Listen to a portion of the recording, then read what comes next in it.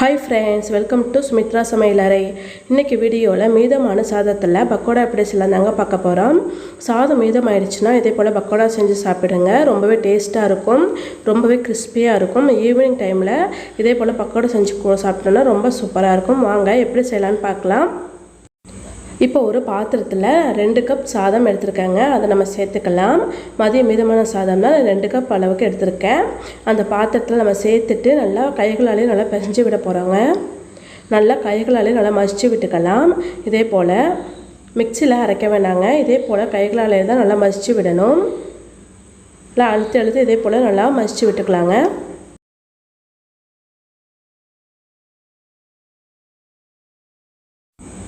இப்போது சாதத்தெல்லாம் நல்லா மசிச்சு விட்டாச்சுங்க. இப்போ இது கூட ஒரு பெரிய வெங்காயம் நல்லா பொடியாக கட் பண்ணி சேர்த்துக்கிறேங்க. இப்போ இது கூடவே 4-5 பல் பூண்டு நல்லா இடிச்சிட்டு சேர்த்துருக்கேன், அதையும் சேர்த்துக்கலாம். இப்போ இது கூடவே 2 பச்சை மிளகாய் நல்லா பொடியாக கட் பண்ணி சேர்த்துருக்கேன். ஒரு சின்ன துண்டு இஞ்சி பொடியாக கட் பண்ணி சேர்த்துருக்கேன்.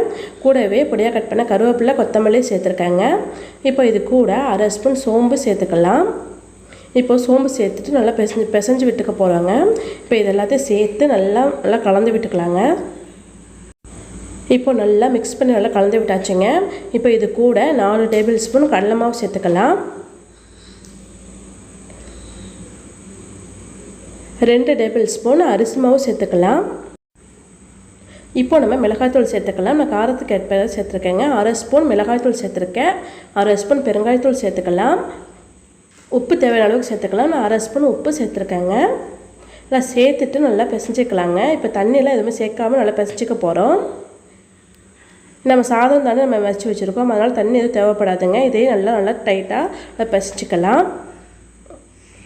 தண்ணி எதுவும் சேர்க்காமல் நல்லா பிசைச்சு வச்சு பாருங்கள். இதே போல் நல்லா பிசைஞ்சு வச்சுக்கலாம்.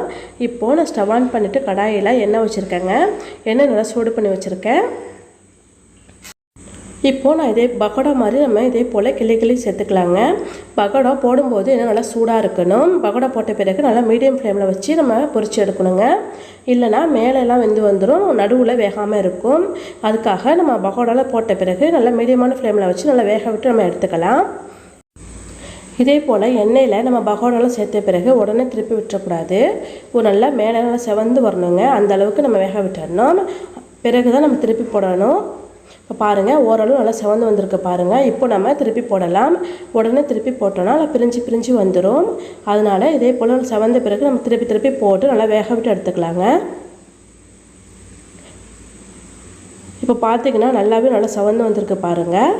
திருப்பி போட்டு நல்லா வேக விட்டு எடுத்துக்கலாம். அவ்வளோதாங்க. நம்ம எடுத்துடலாங்க. நல்லா செவந்த கலர்லாம் மாறி வந்திருக்குல்ல, இந்த ஸ்டேஜில் நம்ம பக்கோடா அளவெல்லாம் எடுத்துக்கலாம். அவ்வளோதாங்க, சூப்பரான பக்கோடா ரெடி ஆகிடுச்சு. இதே போல் நீங்களும் செஞ்சு பாருங்கள். ஈவினிங் டைமில் டீயோடு செஞ்சு சாப்பிடும் பொழுது ரொம்ப சூப்பராக இருக்கும். குழந்தைங்க ஸ்நாக்ஸ் கேட்டாங்கன்னா நம்ம சட்டன்னு செஞ்சு கொடுத்தலாம். ரொம்ப கிறிஸ்பியாக இருக்குங்க. இதே போல் நீங்களும் செஞ்சு பார்த்துட்டு எப்படி இருந்துச்சுன்னு கமெண்ட்ஸில் சொல்லுங்கள். லைக் பண்ணி ஷேர் பண்ணுங்கள், சப்ஸ்கிரைப் பண்ணி சப்போர்ட் பண்ணுங்கள். தேங்க்யூ.